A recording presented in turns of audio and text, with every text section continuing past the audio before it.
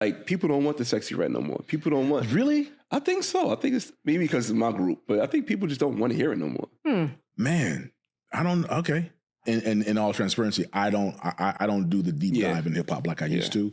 So that's actually surprising news to me. If people, I don't know, because GloRilla's she's blowing up. Yeah, she's blowing up right now, and you know, I saw this post. I think we all saw it a couple of months ago, and they were it was these you know, young female rappers whose whole shtick is the, you know, hypersexualization. It's called pussy rap. Wow. That's the name of it. It's called pussy rap. And they feel empowered. Like there's this whole movement of like, you know, we're running things now because we get to express ourselves, and there's this sense of empowerment in the pussy movement. It's called pussy rap. Pussy rap. Like you got drill rap. Yeah. I mean, it's a whole movement though, but that is part of it, and that they are taking back or saying, I'm going to be in charge of myself, and you and your eyes on me, that's on you. I'm dressing for myself. I'm just saying that's a perspective. In other words, I'm dressing like myself. Y'all eyeing it or doing it in a different way.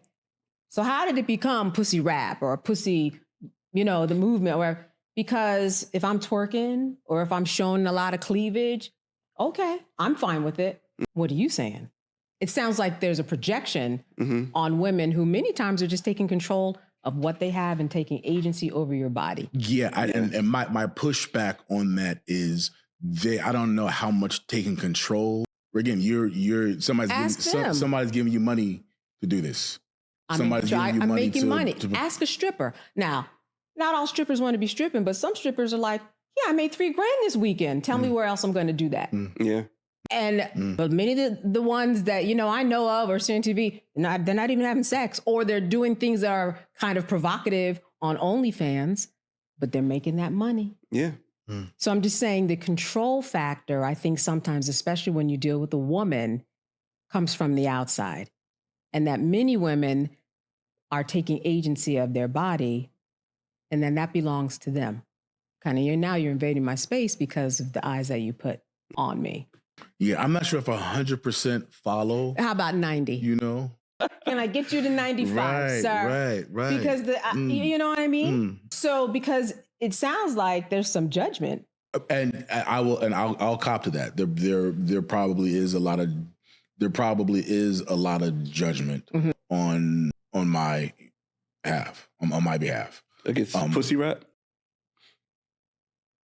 You say that so freely. I love what it's it. called. It's like, yeah, you're right. I'm like, wow, yes. Like, your name is Candace. I see it. You're like, what, pussy rap? He's like, I'm going to do it again. That's what it's called. Yeah. That's what they categorize it as. And by that, you mean that a lot of what they rap about is about, you know, their sexuality. So and that's a subgenre of rap. Yeah, pussy rap. That's what it's called. I have not, I'm going to be honest, I've never heard that. There's a market for it. Yes, there is a market. I just never heard it. But and I'm glad that you're sharing in that way. Yeah. I mean, who do you think gave it that name? I'm just curious. I'm curious. You think it was a man or a woman? I'll say a woman. Probably. We can't do that. I think a woman. Yeah, we can't do that. Yeah, that's what I'm saying. She's controlling it. I'm not saying, oh, yay or nay, agree or not, but I could see going down that road in that way for some agency. Yeah. Especially when we're at a time when we were talking about women having agency and their privacy and things of that nature. But it's really good to hear a man's perspective about it.